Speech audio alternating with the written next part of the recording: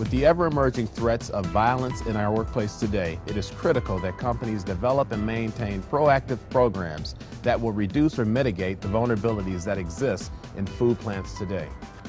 In order for our food supplies to remain safe and secure, each one of us must play a critical role from the CEO on down to the line worker. The question to ask is, what is your role? How will you contribute to make sure our food supplies remain safe and secure? How often have you said to yourself, security is not my job? Well, that's a very common statement. Just remember, regardless of the size of your plant or the location of your facility, security is everyone's responsibility. The threat may be real, but so is our response. Every day, you and I do ordinary things, like take the family out to dinner, send our kids off to school, or do our weekly grocery shopping. Prior to September 11th, 2001, how many of us would have imagined that our lives, or the lives of our loved ones, might actually be in danger from such harmless activities? I wouldn't have. I didn't.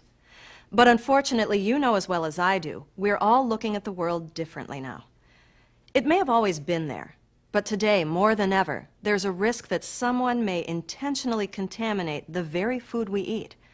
Tampering could happen at any number of times or places, from where the food's grown, where it's processed, to where it's served and eaten, or anywhere in between. You work in the food industry, so this risk is something you need to take to heart. If you look at it as your security like a bullseye, that bullseye starts out maybe with perimeter security, and you keep getting closer and closer and closer to your vulnerabilities, and your people are a big part of that. Someone could always penetrate your fence or your structure or your surveillance equipment, but your people are there to be sensitive to what's going on and bring attention to any suspicion that might be taking place.